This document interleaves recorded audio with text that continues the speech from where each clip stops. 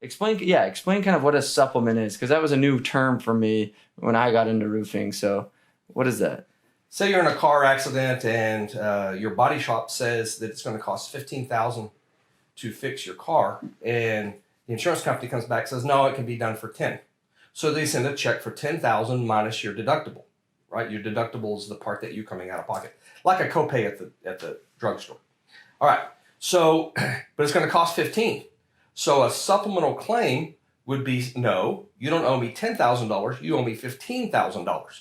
So pay me my $5,000 more that you owe me so I can get the work done correctly. It's the same thing with maybe you have a kitchen fire and it's a $50,000 fire and they want to pay $35,000. So a supplemental claim would be, I'm claiming the additional $15,000 to do the work right and to put my kitchen back the way it was before the fire occurred. That's cool. So now you know what a supplement is. Let's kind of talk through, obviously you've trained tens of thousands of contractors and consumers probably beyond that.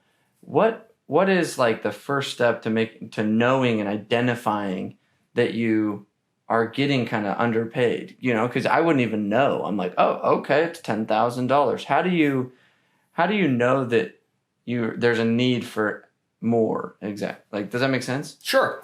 So this is the deal: is as a consumer, you don't know how much it costs to replace a roof or to redo a kitchen that's had a house fire or a bunch of water damage from a water heater that's flooded the house. And so what you have to do is you have to find a contractor that you can trust, that's actually competent and that's honest, and get a good estimate from them.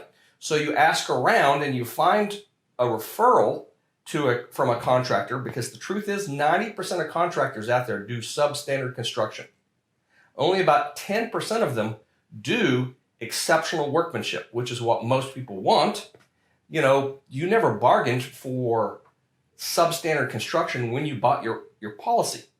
But the carriers love it when the 90% of the contractors out there that do substandard construction come in with a lowball price. You can't get the good contractor who does exceptional workmanship to work for that paltry price.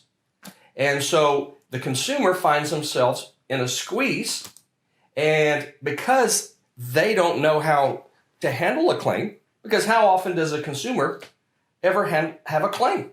So they don't even know how claims work. The adjuster has a tremendous advantage over the unsophisticated consumer, because the consumer doesn't know what's going on, and the adjuster does this all day long, every day. And the consumer can be taken advantage of very easily by these adjusters. And nowadays, back 15, 20 years ago, the adjusters were allowed to do the right thing. Nowadays, they're not even allowed to do the right thing. If they don't do what they're told, they'll be fired. And so you as the consumer have to educate yourself so that you have a level playing field, and you can make the adjuster do the right thing by asking the right questions and documenting the loss properly. So step one would probably be find a good contractor you could trust. That's the very first thing you have to do, is you find a good contractor who does exceptional workmanship, that's honest, and that you can trust. Okay, so I'm a sales rep and I'm selling for a contractor. How do I know that we're not part of the 90% and we're part of the 10%? Like what's the difference there? You ask for references. So you would ask, say, give me 3 clients that you've done work for, and call up those clients and say, you know, tell me about Sam. Sam's working for this XYZ roofing company. Did Sam do what he promised that he would do? Tell me about the workmanship. And ask all those kinds of questions so that they can do their due diligence and actually vet the contractor and make sure that they're honest and they do good workmanship. Because the people that have used Sam and his company, they'll know. And so call those 3 references and check the companies out. Cool. And so I'm a company, we're doing great workmanship. You know, it's like, crap, all these companies that are not doing good workmanship are actually pushing the pricing of Correct. The insurance carriers. They're in a race down. to the bottom. They're in a race to the bottom, right? And we don't want to be the company that's in a race to the bottom. How do we show the insurance company, hey, we're not on a race to the bottom. We're really just trying to do the job right, and we're trying to do it with good craftsmanship? What's the way to show the insurance company that? So what the contractor does is they put together what's known as a scope of work.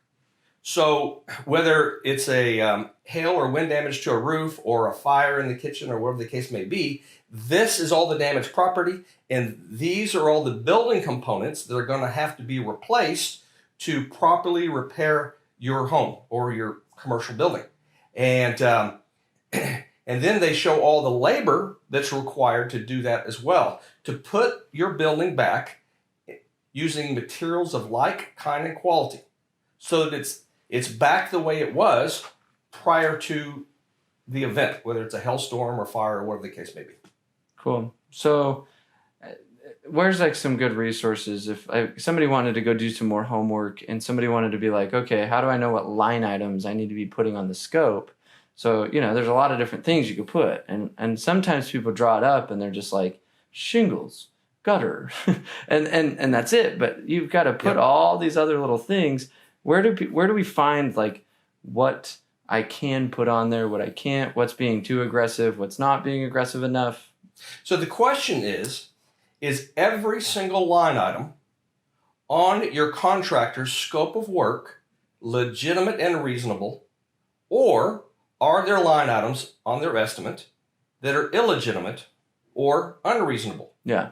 So you just simply, as the consumer, all you have to do is tell the adjuster, if my contractor has put line items on his estimate that are illegitimate or unreasonable, I want to strike those. However, I would like to first hear from you, how did you arrive at the conclusion that those line items are illegitimate or unreasonable? Not just because you say so or we don't pay for that. No.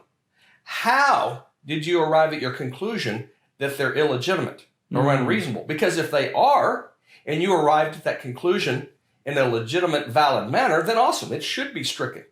However, if you just don't want to pay it and you're not able to articulate how you arrived at your conclusion that they're illegitimate, then those line items should remain. So I read a book called Level the Playing Field, which you can actually download for free, an ebook version of my book, and you could read through there, and I wrote it to educate the consumer.